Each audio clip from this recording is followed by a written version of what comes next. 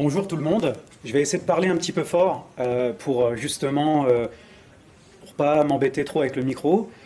Donc là aujourd'hui dans cette session, comme ça a été dit, je vais parler de Pulumi Automation et en fait vous montrer comment on peut exécuter du code d'infra et du code d'IAC directement depuis un programme. Donc quelques mots sur moi rapidement. Alors moi je m'appelle Mazloum Tosun, je suis CDO chez GroupBiz qui est un groupement d'experts tech et aussi groupement de freelance. Et je suis aussi Google Developer Expert sur GCP, Docker Captain. Je fais aussi des contenus tech sur GCP de façon générale. Donc voilà, c'était pour parler quelques minutes de moi. Alors, je vais commencer d'abord en reparlant un petit peu d'IAC. Donc l'IAC, l'infrastructure as code, c'est une façon de gérer ces modifications d'infrastructure par du code. L'avantage par ça, c'est qu'on va pouvoir versionner notre code, on va pouvoir l'améliorer, on va pouvoir faire de la collaboration sur ce code d'IAC. Et donc, forcément, c'est intéressant parce qu'on peut revoir un peu notre programme et du coup le répliquer sur notre infrastructure, par exemple sur un cloud provider. On a des standards un peu sur le marché, comme Terraform, et je vais en parler juste après. Mais bien évidemment, l'IAC, c'est pas que Terraform, mais comme Pulumi s'est fortement inspiré de Terraform, je vais quand même en reparler quelques minutes, même si c'est pas trop l'objectif de ce talk, mais de vous reparler un peu de Terraform, et ensuite j'irai petit à petit dans les exemples. Alors, Terraform, c'est un outil d'IAC qui est basé sur un état, sur un state, et donc c'est aussi basé sur un langage qui s'appelle le HCL, qui est un langage déclaratif qui est proposé par HashiCorp. Et ce qui est intéressant avec Terraform, c'est qu'on va avoir une stratégie multi-cloud. On va proposer son code et on va pouvoir le déployer sur différents cloud providers. Et ce qui va être intéressant, c'est qu'on va pouvoir répliquer notre infrastructure d'un environnement à un autre. Par exemple, on va pouvoir déployer notre infra sur l'environnement de dev et à un moment, on va pouvoir le livrer en production potentiellement. Alors, Terraform contient une CLI. Et grâce à cette CLI-là, j'y viendrai après, on va pouvoir exécuter de la planification et ensuite exécuter notre code sur un cloud. Et en fait, Terraform contient beaucoup de providers. Et les providers, c'est un peu des librairies qu'on va utiliser dans notre code Terraform. Donc rapidement, dans cet exemple-là, comme je vous le montre, on va écrire notre code. Et ensuite, on va avoir ce step de plan. Donc on va planifier nos modifications par notre code. Ça va nous montrer nos modifications, ajouts, modifications ou suppressions. Et ensuite, il y a cette étape d'application qui va envoyer nos modifications sur le cloud provider. Et donc, ce qui est pas mal avec cette notion de CLI, le fait de pouvoir faire un plan, c'est une protection qui va nous permettre de vérifier nos modifications et de se dire, attention, le code d'infra que j'apporte fait exactement ce que j'attends. Parce que imaginez, par mégarde, on supprime une ressource. Il faut le vérifier par le step de plan. Et donc c'est très important de le vérifier. Et cette CLI-là, on va pouvoir facilement l'inclure dans des pipelines CI/CD. On va avoir des steps de plan. Et ensuite, si le plan est OK, on va pouvoir faire une application de nos modifications. Alors, maintenant, je passe sur Pulumi. Pulumi, le principe est fortement inspiré de Terraform. Donc, c'est basé sur un state, un état. Donc, on va choisir, par exemple, un object storage. Et Pulumi, comme pour Terraform, à chaque fois qu'on va apporter du code, ça va comparer le code en cours par rapport au state actuel dans l'object storage. Et ça va nous dire s'il y a des ajouts, des modifications ou des suppressions. Par contre, la particularité de Pulumi, c'est que c'est basé sur un langage de programmation ou des langages de programmation et des SDK. On a par exemple un SDK Python, Java, Go, TypeScript. Et donc, ce qui est pas mal avec cette approche, c'est qu'on va pas être dans une approche déclarative comme avec Terraform, mais c'est qu'on va gérer toute notre logique avec un langage de programmation.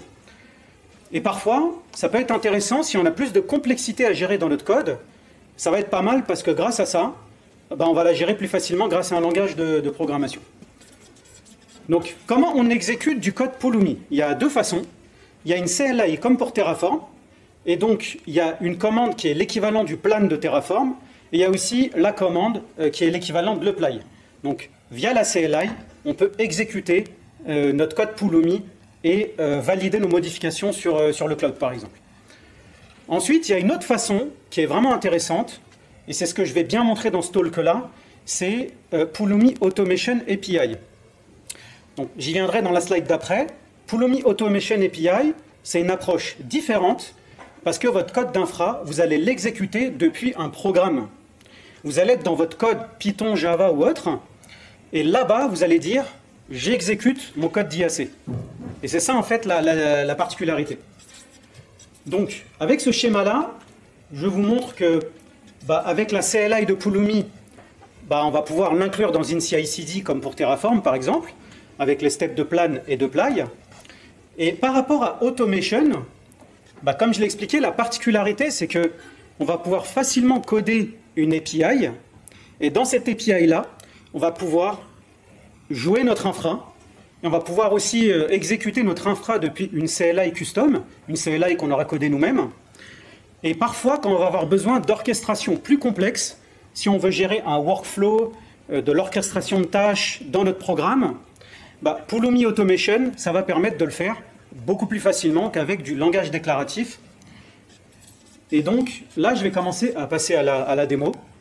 Donc là, j'ai mis référence manga parce que j'aime bien One Piece. Et maintenant, je vais vous montrer un petit schéma, un grand schéma. Alors, je ne sais pas s'il est assez gros. Déjà, j'ai une question à vous poser. Qui a fait du Terraform dans la salle? Beaucoup de monde. Et qui a fait du Pulumi dans la salle? Moins. Ok. Au moins, ça me donne un peu un visuel de ce que vous avez fait. Alors, ce que je vais faire, c'est que là, j'ai un schéma. Il est assez... bon. Et en fait, ce que je vais faire, c'est que je vais faire différentes démos.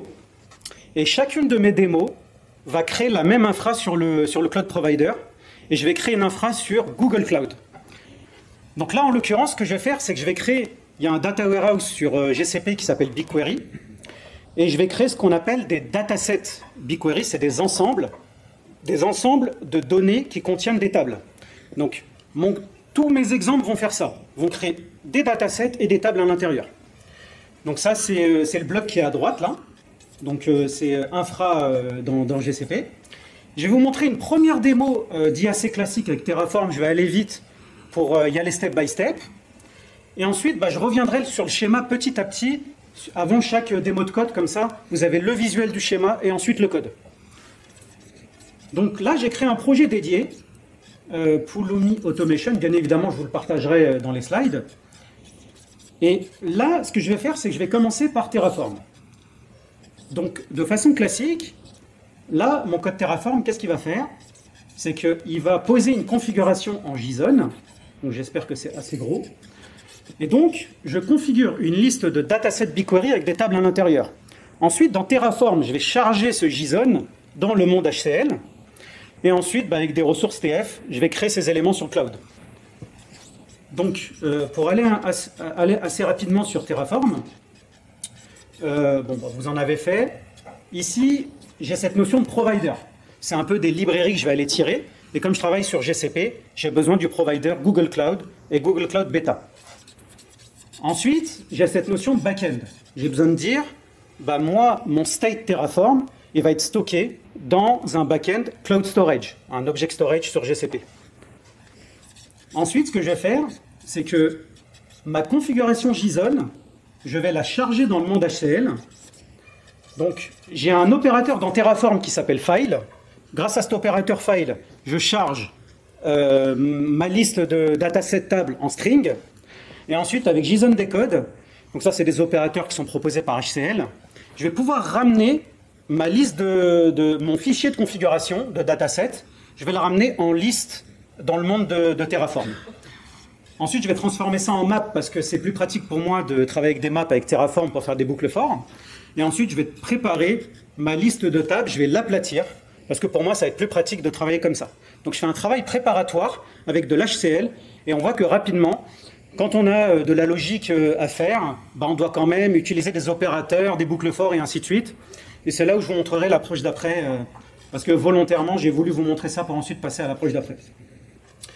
Une fois que j'ai fait ça, avec Terraform, je vais avoir une ressource pour créer mes datasets et ensuite une seconde ressource pour créer mes tables. Donc voilà, ça c'était pour vous montrer un peu ça. Comme majoritairement vous avez fait du TF, voilà, ensuite on va voir la commande Terraform Plan. Bon là je pense que j'ai un souci, c'est pas très grave, mais... Ah oui, parce qu'en fait je dois aller dans mon répertoire Terraform, machin. Et en fait, je vais avoir ma petite commande plan. Je vais juste faire le plan pour gagner du temps parce que j'ai déjà fait l'init. Et là, on voit que Terraform m'indique qu'il va créer mes datasets et mes tables, quoi. Bon. Ça, c'était pour vous montrer un peu l'approche classique Terraform. Ensuite, je vais passer à la seconde démo où je vais montrer de l'IAC classique avec Pulumi. C'est-à-dire le même code que j'ai montré en Terraform, je le fais en Pulumi Python et je vais trigger mon infra par la CLI. Donc ça, c'est l'approche un peu traditionnelle avec Pulumi. Donc pour ça, ce que je fais, c'est que j'ai un fichier de configuration avec Pulumi qui est là, qui est en YAML, et je vais donner le runtime. Ici, je travaille en Python. Je vais donner mon state, parce qu'en fait, mon state est dans GCP et c'est pas un state qui est géré par Pulumi Cloud. Donc j'ai besoin de donner un backend dans le cloud provider de mon choix. J'ai une petite description qui est là. Et ensuite, un détail, c'est que là, j'ai créé un répertoire root qui s'appelle Pulumi Apps. Et dedans, j'ai mes différentes applications Pulumi. Et par défaut, quand on fait du Pulumi, il s'attend à avoir un fichier main.py à la racine du projet. En l'occurrence, ici, comme je travaille sur différents projets, mon main.py est à l'intérieur d'un sous-répertoire ici, Classical IAC, il est là. Et donc, avec cette syntaxe-là, main, je peux donner le répertoire qui contient le fichier main.py. Voilà. Donc ça, je voulais quand même vous le montrer. Et ensuite, comme je suis dans un langage de programmation, je suis dans Python, et que je vais avoir différentes briques Pulumi, je vais avoir de l'IAC classique, et ensuite je vais passer à Automation, j'ai du code partagé. Et là, très facilement en Python, je me suis créé un répertoire qui s'appelle shared ici. Et dans ce répertoire shared, je vous montre, comme pour l'approche Terraform, je vais avoir ma petite configuration de dataset et de table. Donc on est pareil là ici. Et ensuite, je vais avoir tout un ensemble de codes partagés ici. Et c'est ça qui est intéressant avec un langage de prog, où je vais pouvoir charger ce fichier JSON dans Python, et ensuite de pouvoir créer mon infrastructure directement avec Pulumi. Un petit détail, pour préparer mon projet Python ici, j'ai besoin d'aller télécharger des librairies comme la librairie Pulumi et Pulumi GCP. Et en fait, ce que j'ai fait pour ça, c'est que j'ai eu besoin d'un package manager en Python. Le package manager traditionnel de l'écosystème Python, c'est pip. Mais là, j'ai souhaité vous montrer comment le faire avec UV.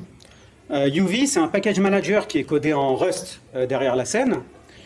Et je vous recommande vraiment, même si ce n'est pas l'objectif de Stalk, si vous faites du Python, de regarder UV parce que c'est extrêmement efficace et extrêmement rapide. C'est parfois 10 fois, voire 50 fois plus rapide que l'approche pip ou d'autres package managers qui sont basés sur pip comme Pipenv ou Poetry. Donc la syntaxe est très facile avec UV, c'est qu'on déclare nos dépendances comme ça.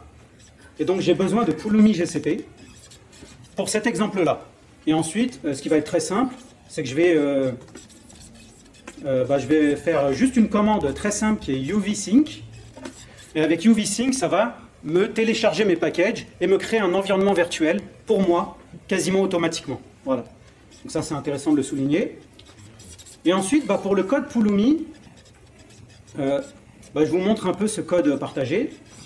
Donc là, j'ai du code Python qui va aller récupérer ma liste JSON et ensuite va la récupérer dans le monde Python.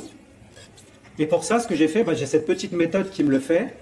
Et ce qui est pas mal là, c'est que je vais pouvoir apporter des objets typés. Donc je vais pouvoir faire des classes avec pas identique.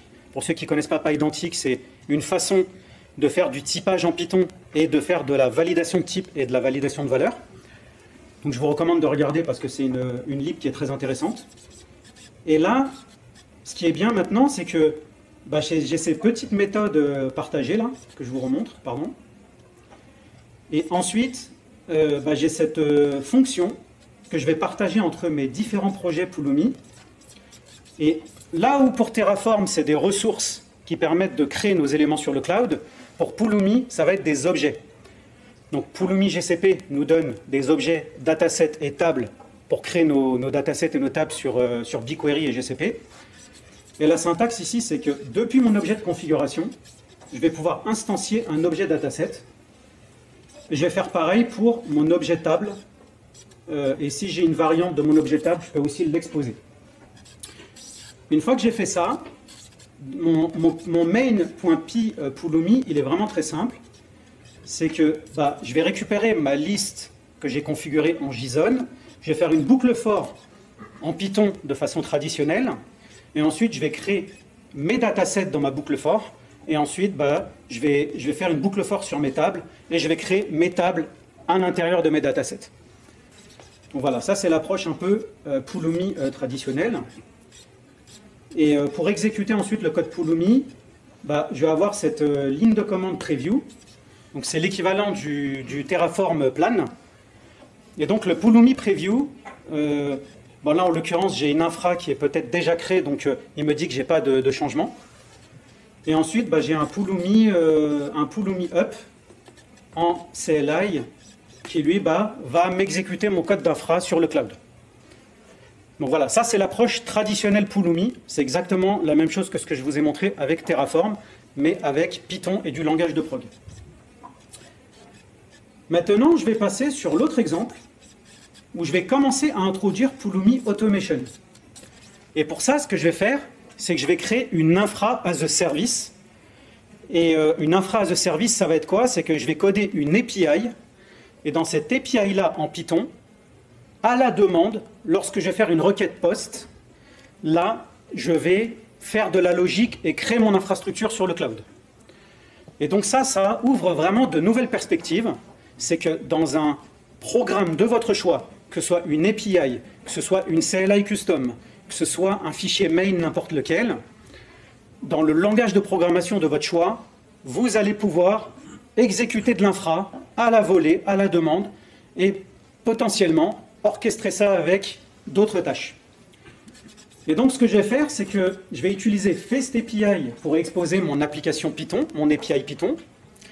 FastAPI, ça marche avec UVcorn. C'est UVcorn qui va déployer l'application et servir, qui va faire le serveur web avec un protocole qui s'appelle ASGI. UV pour construire le tout. Et ensuite, je vais exécuter localement cette application avec UVcorn, vous faire une démo. Et ce que je vais faire, c'est que je vais ensuite dockeriser cette application, très simplement avec UV, vous montrer un peu des best practices avec UV dans Docker. Et ensuite, ce que je vais faire, c'est que cette même application qui est conteneurisée, je vais la déployer en serverless sur le cloud, pour vous montrer que tout ça va se faire assez simplement avec Pulumi et Pulumi Automation et Python. Et donc, je reviens sur mon code. Et donc là, j'ai créé un répertoire qui s'appelle Automation API. Et j'ai créé un répertoire qui s'appelle IaaS, Infra as a Service. Et là, je commence à vous montrer le code qui normalement est assez simple. Alors, pour faire du FastAPI en Python, c'est très simple. Vous avez juste à instancier cet objet et faire une instanciation de l'objet FastAPI. Une fois que j'ai fait ça, FastAPI n'utilise pas identique nativement. Donc ça va me permettre, quand je vais passer des objets dans ma request, d'avoir une validation automatique. Donc ça, c'est vraiment bien. C'est une validation de type, une validation de valeur. Et ça apporte de la robustesse dans mon code. Et ça, c'est vraiment intéressant. Donc là, j'ai une requête POST qui va me créer mes datasets et mes tables et qui va passer un request body. Ce request body, ça va me passer ma liste de datasets avec mes tables, les objets typés que je vous ai montrés tout à l'heure. Et donc ça, on est bon. Et ensuite, une fois que j'ai fait ça, je peux récupérer des variables d'environnement. Et là, je vais commencer à vous montrer du Pulumi Automation. Pour que ça fonctionne, il faut setter des variables d'environnement. Donc il faut, là en l'occurrence, je travaille sur GCP, donc je dois setter le projet GCP et la région. Et il faut que je recette le fameux backend URL. Ce que je vous avais montré en Pulumi classique, il faut que je le repositionne.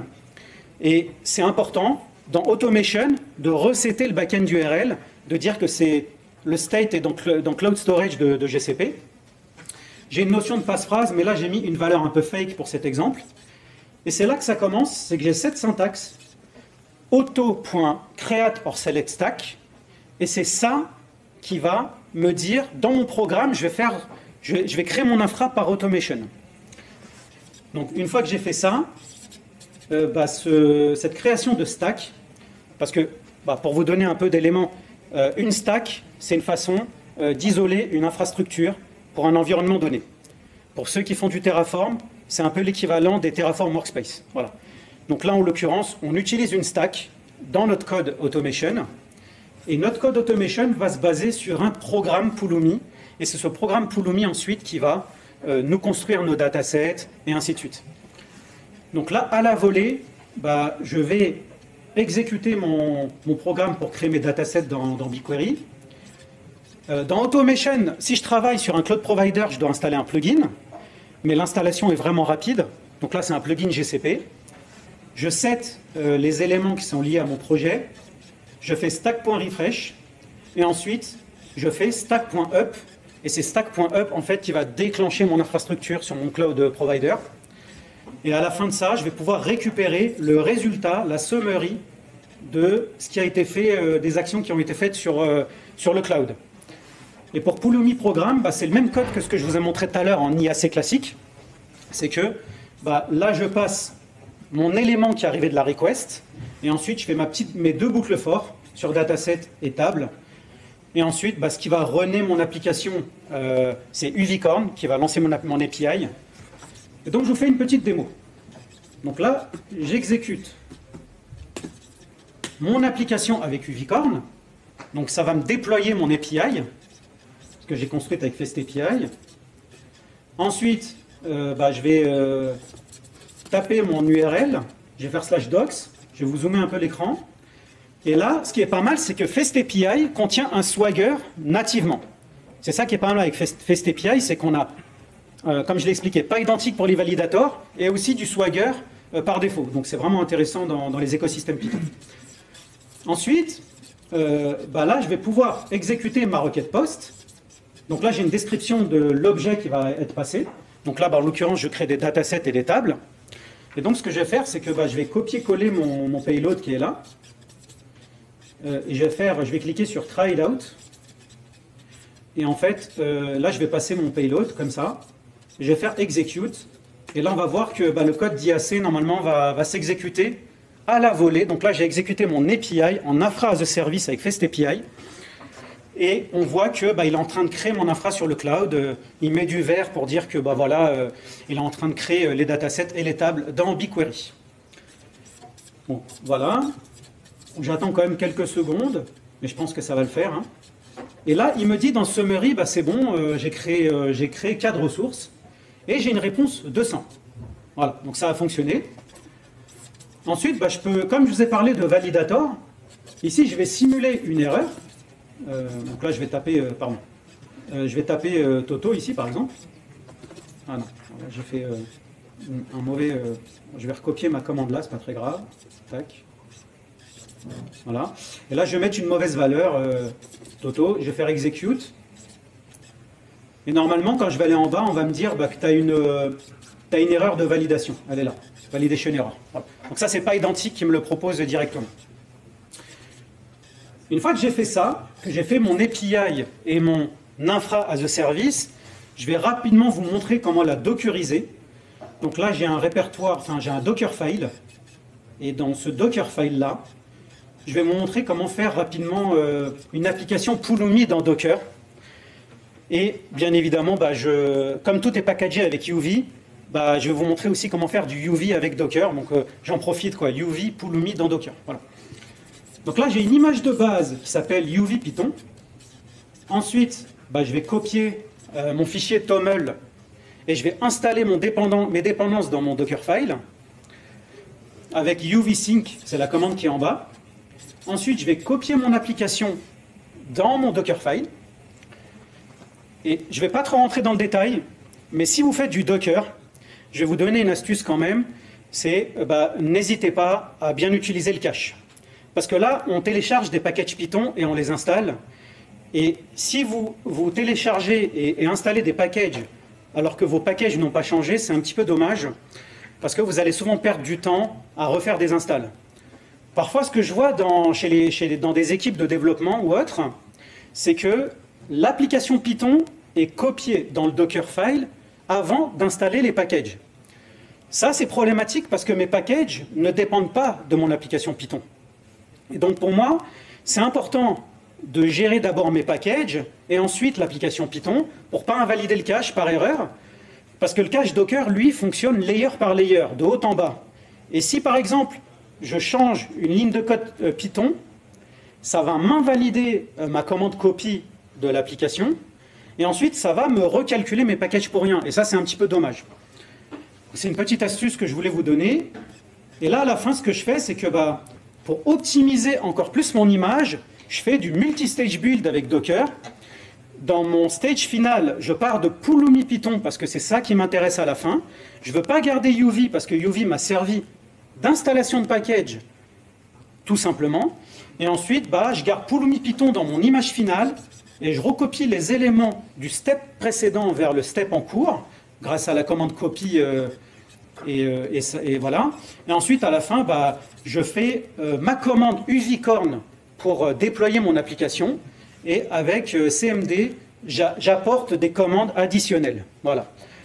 Et pour des raisons de sécurité, je gère le runtime de mon container avec un utilisateur qui n'est pas root. Voilà. Une fois que j'ai fait ça, c'est très simple ensuite d'exécuter mon application en Docker. J'ai ma petite commande Docker Run qui est là.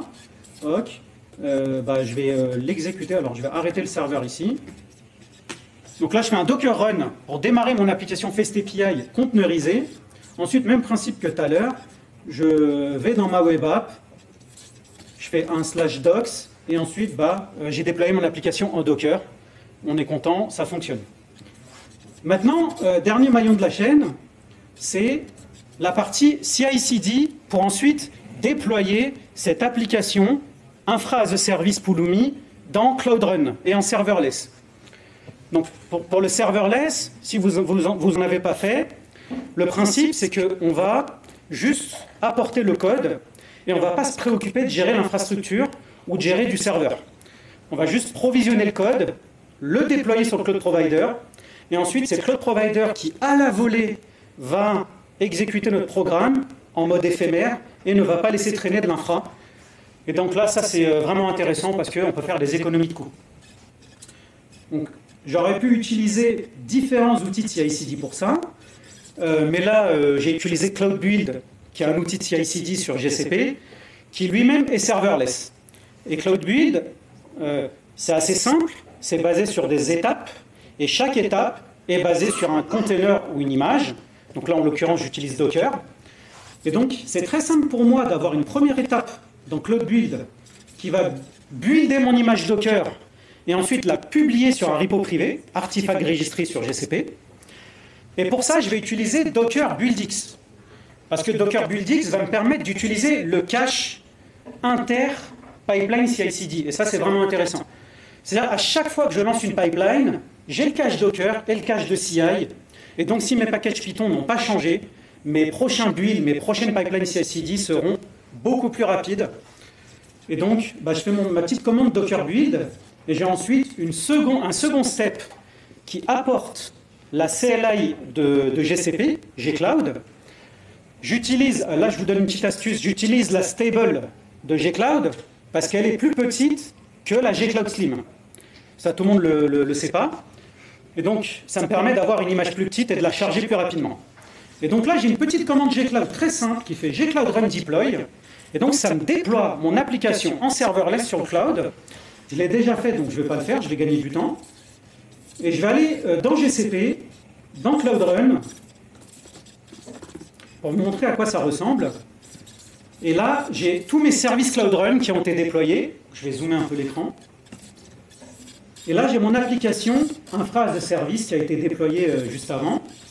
Et là, dans Cloud Run, ce qui est pas mal, c'est que en service manager, je vais accéder aux métriques, aux logs, à l'URL de mon service. Et ça va être intéressant.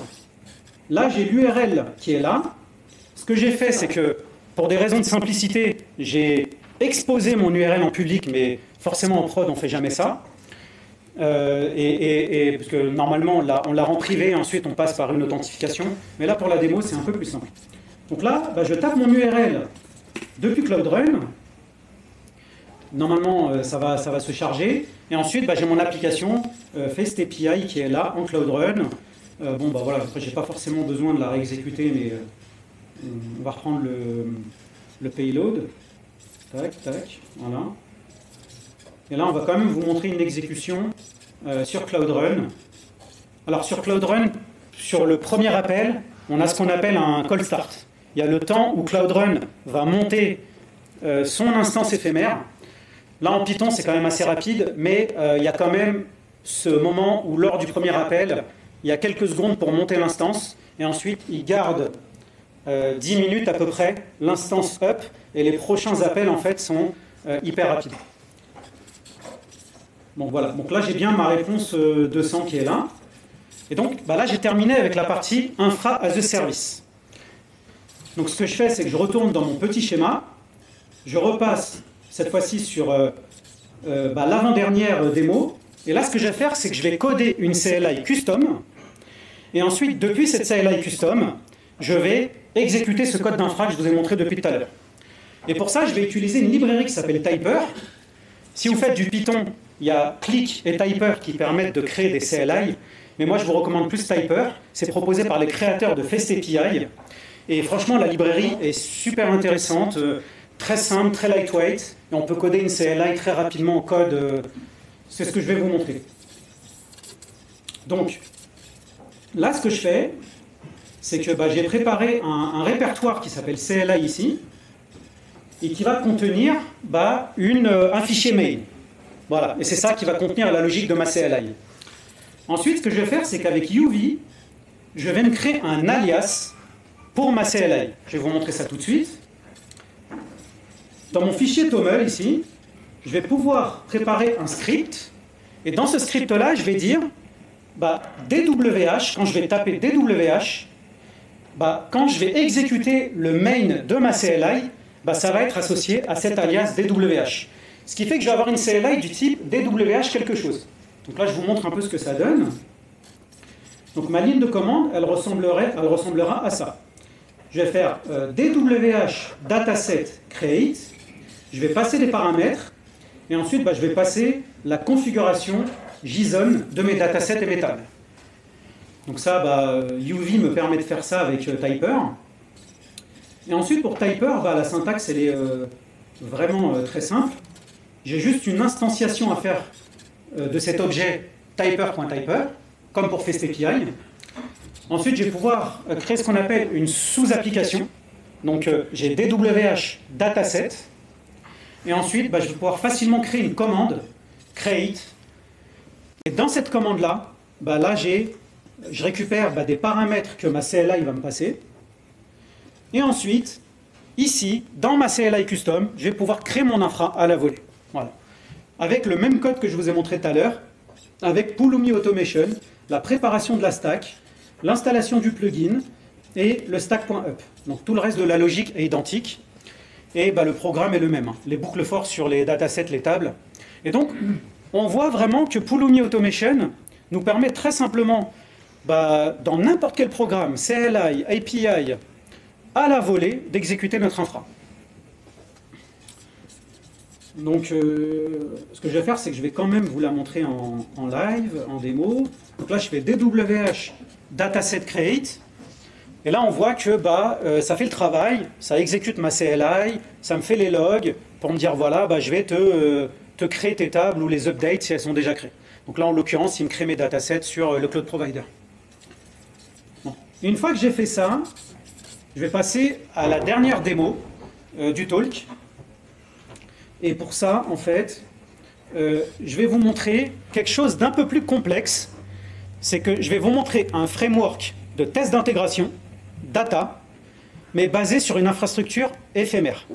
Quand je dis une infrastructure éphémère, c'est que je vais monter l'infrastructure à la volée au début de mon test.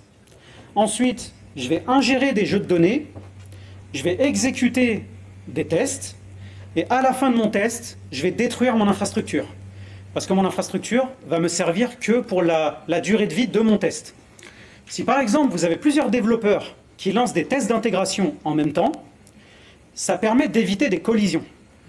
Donc, et pour ce type de framework de test d'intégration, moi franchement, j'ai trouvé que Pulumi Automation était vraiment game changer. Et ça permet vraiment de simplifier la création de ce type d'application, beaucoup plus simplement que Terraform.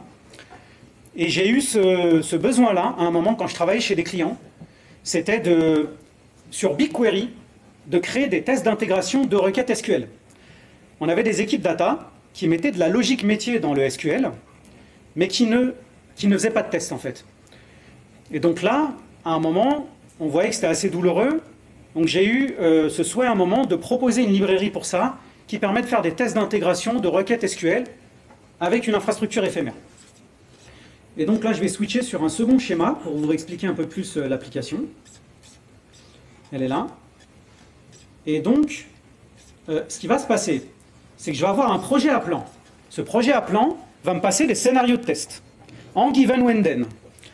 Ces scénarios de test vont me dire, par exemple, je teste un cas nominal de données, et ensuite, le when, ça va être des requêtes SQL que je vais vouloir tester, et le then, ça va être la comparaison de mes actuals, qui sont mes résultats, de mes exécutions de requêtes, avec des expected data. Donc ça va être la partie définition de test. Et ensuite, je vais avoir une petite configuration pour me dire, bah là, je vais pouvoir créer mes datasets à la volée. Voici la description de ça. Et ensuite, l'application, ce qu'elle va faire, bah, comme je vous l'ai expliqué, elle est basée sur Pulumi Automation. Elle a un step de setup. Donc, on monte l'infrastructure à la volée. On se base sur la configuration qui est passée là, on la parse, et ensuite on monte cette infra éphémère. Ensuite, on va parser les scénarios de test, et on va récupérer les objets given, when et then. On va exécuter nos requêtes SQL, en fait, directement dans nos tests. On va préparer un rapport de test à la fin. Et une fois qu'on a terminé nos tests, on va détruire notre infra éphémère parce qu'elle ne nous sert plus à rien. Et on va faire des assertions. Et dans nos assertions, s'il y a des erreurs, on va casser le test. On va dire « ça passe pas ». Un aspect qui est important ici.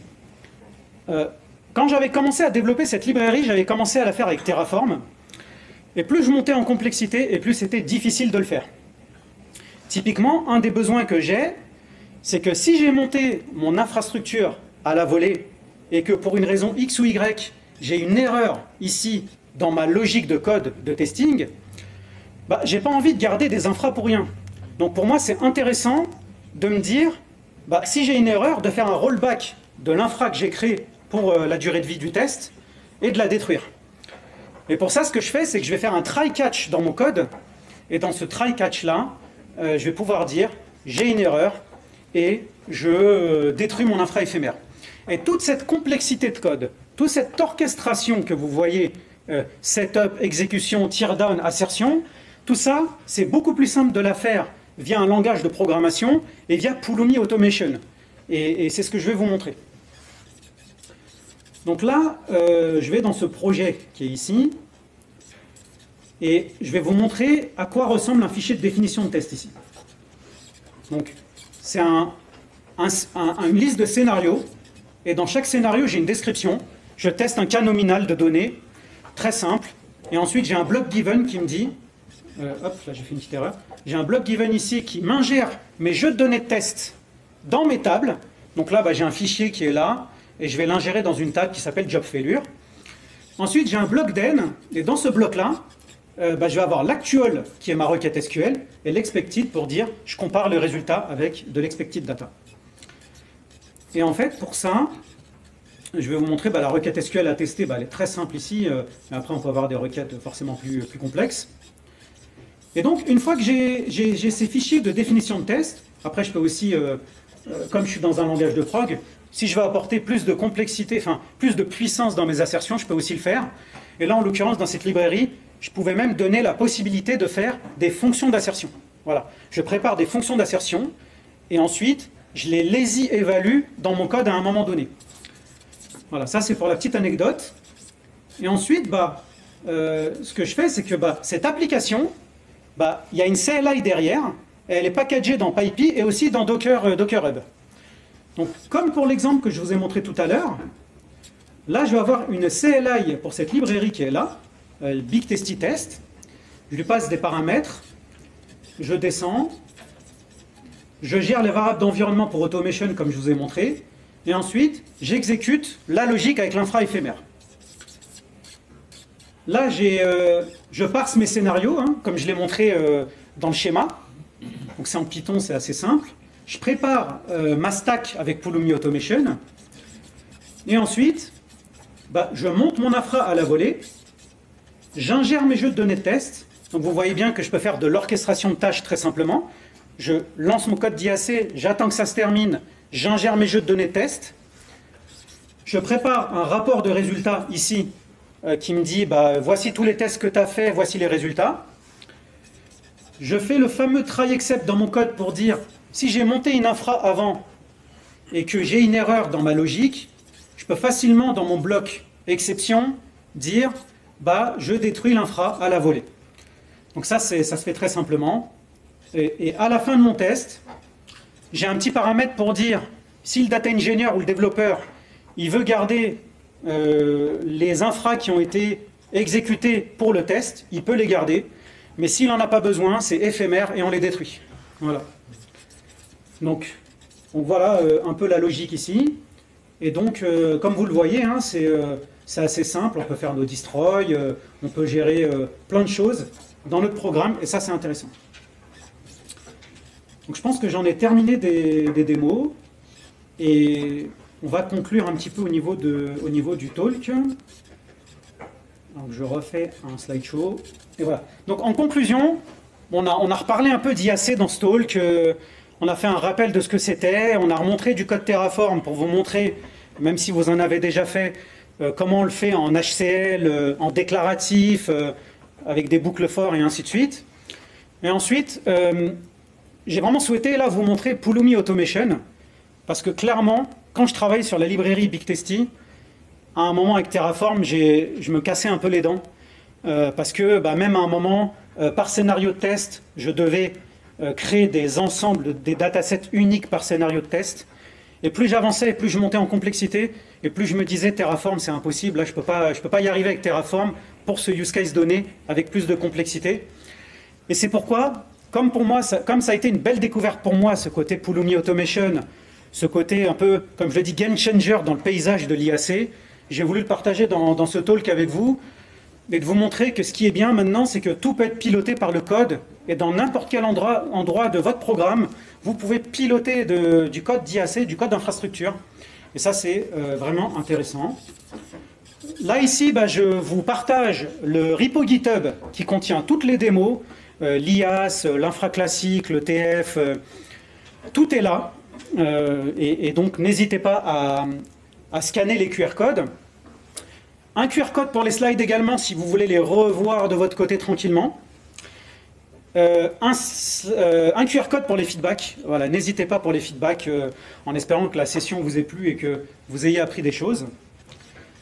Et donc, j'arrive à la conclusion. Je vous remets les QR codes si vous n'avez pas eu le temps de les scanner. Voilà, je remets le QR code de ma chaîne YouTube si vous voulez, et de mon compte LinkedIn si vous voulez me suivre. Merci à tous.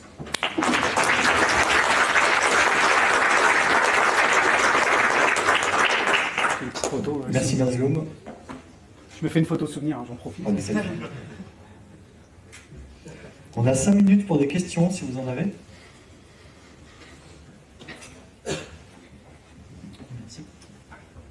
Est-ce que les plugins Pulumi sont aussi fournis et complets que les providers Terraform équivalents? Très bonne question. En fait, dans mon utilisation de Pulumi, j'ai pu faire à peu près tout ce que je voulais. Parfois, chez des clients, j'ai pu créer un peu tout ce que je voulais, tu vois. Tout ce qui concerne BigQuery, GKE, comment dire, ce qui concerne aussi du Cloud Run ou autre, j'ai trouvé que c'était assez complet, ouais. Je trouvais que c'était assez complet. Après, Bon, forcément, la communauté Terraform est encore plus grande que celle de Pulumi. Il y a un ensemble de providers qui est aussi fourni par des communautés à gauche à droite. C'est vrai qu'on a le provider Google, mais on a aussi d'autres contributeurs qui fournissent beaucoup de providers. Et je pense que Terraform a quand même un coup d'avance sur ça. Après, je sais que normalement, alors moi je ne l'ai pas testé, mais je pense qu'on peut utiliser des providers TF dans Pulumi, mais pour être honnête, je ne l'ai pas testé. Mais je te dirais qu'aujourd'hui, c'est assez stable et assez complet. Ouais.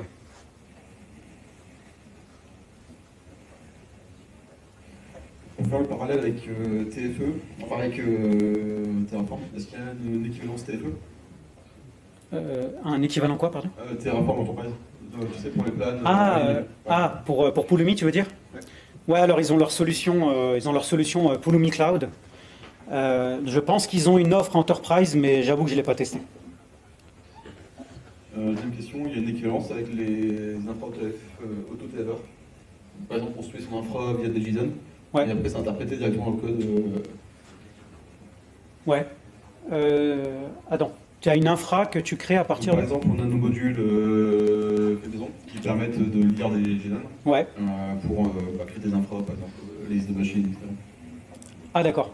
Et ça, c'est des modules que vous avez codés pour vous? C'est du fait maison en interne, et on lit du JSON pour pouvoir... D'accord. Et ta question, c'est de savoir si on peut faire pareil avec Pulumi? C'est une équivalence de Pulumi. Oui, bah, avec Pulumi, après, comme tu es vraiment dans ton langage de programmation, ça va être facile de créer tes propres librairies de code. Tu vois, si par exemple, tu es en Python ou en Go, tu vas coder ta lib avec la logique qui va avec, et ensuite, tu vas pouvoir facilement la partager. Si par exemple, tu as un repo private dans ton entreprise, un artifact registry, un artifactory, ça va être très simple ensuite de... C'est vrai que dans Terraform, tu as cette approche module vraiment. Pulumi, comme tu es vraiment dans le langage de prog, bah ça va être des librairies que tu vas coder. Donc tu vas pouvoir faire l'équivalent de ce que tu fais directement en librairie de code.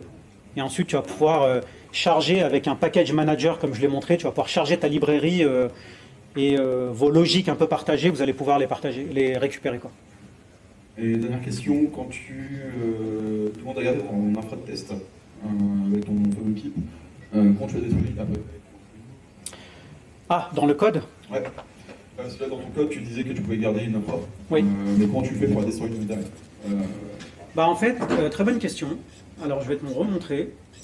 En fait, c'est une fois que tu as fait ton Pulumi programme ici qui est là avec Automation, ton Pulumi programme, lui, ce qu'il fait, c'est qu'il va monter tes datasets et tes tables. Donc il va les créer.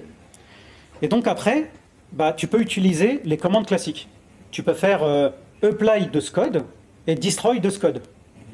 Donc quand je fais stack.up, ça me crée l'infra de ce Pulumi programme. Si je fais stack.destroy, ça va me détruire cette infra. Donc c'est un peu comme du Terraform, mais as code et programmatique, tu vois. Donc j'ai juste eu besoin ici de faire, je te montre. Voilà, j'ai juste eu besoin là, d'appeler cette méthode-là. Et dans cette méthode-là, je fais stack.destroy et ça va me détruire mon infra directement. Voilà. Merci pour le talk, c'était cool. Pour faire suite à la première question, il me semble bien qu'effectivement les plugins Pulumi sont censés être compatibles avec les providers Terraform. Oui. Donc, voilà. Ma question, moi, c'était du coup, tu montres via l'Automation API où est-ce qu'on renseigne un backend, etc. Mais je suis pas sûr d'avoir vu aussi l'endroit où tu lui renseignes où est le code de l'infra. Le code Pulumi, en fait, du coup, où est-ce qu'il est stocké? Ah, d'accord. Il doit être dans le même programme ou pas forcément? Ouais, il est. Alors là, je te remontre du coup. Une fois que tout se joue là, en fait, une fois que je prépare ma stack ici, donc ça, c'est la syntaxe qui dit je prépare ma stack, et voici le programme Pulumi qui est exécuté. Il est là, il est dans une fonction, une lambda expression. Tu vois, j'ai mon Pulumi programme, il est là, et quand je rentre dedans, bah, toute ma logique d'IAC est là. Après, bah, dedans, tu fais ce que tu veux. Tu crées ton infra, tu fais du code Pulumi traditionnel ici pour... tu utilises les objets dataset, GKE, ainsi de suite, quoi. Tu fais un peu ce que tu veux. Et en fait, lui, comme il sait que c'est Pulumi programme qui est invoqué dedans, il sait que ta logique d'IAC est là. Et vraiment ici, en fait. C'est juste que quand tu fais create stack, c'est préparé avec une fonction. Et ensuite, quand il fait stack.up, là, ça va exécuter de façon lazy cette fonction. Tu vois? Mais tout est là, toute la logique est dans Pulumi programme là, qui est ensuite invoqué dans stack.up. Du coup, si tu veux avoir plusieurs interfaces, typiquement ta CLI à toi et une autre API, est-ce que tu peux faire un module commun pour pas Exactement. différencier le même, ouais. Exactement. Très bonne question, très bon point. Tu peux vraiment te sortir cette logique qui gère ton IAC, des contours si tu as envie, de la logique autour. Et ensuite, ta CLI, ton API ou n'importe quel programme peut ensuite aller chercher ce code partagé d'infra ou d'infra mélangé avec de la logique autour. Tu peux faire des workflows, tu peux partager juste ton Pulumi programme, tu peux partager ta logique de stack, tu peux vraiment faire... Enfin, ce que j'aime avec ce système, franchement, c'est la flexibilité, quoi. Ils ont donné vraiment une librairie qui permet d'aller chercher les petits, et ensuite, bah, tu es dans un langage de programmation, donc tu peux facilement partager du code, et partager le bout de code que tu as envie. Même le mettre en librairie, hein, si tu as envie. Hein.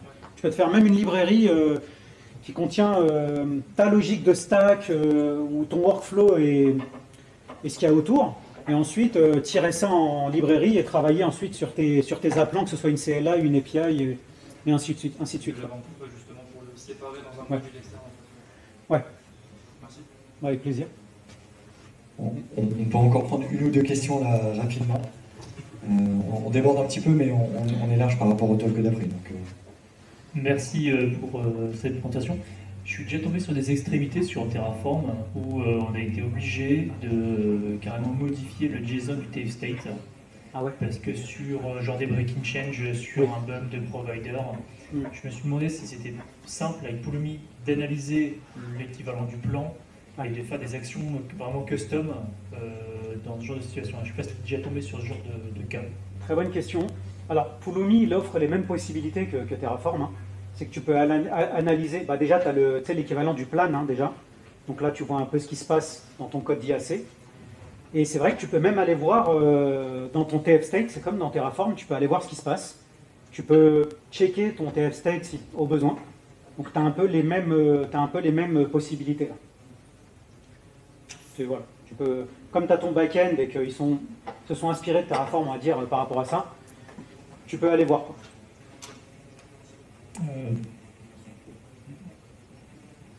Une dernière question. Sur la partie Fast API, j'ai trouvé ça très original d'avoir mis ça voilà, dans une API, de déployer ça.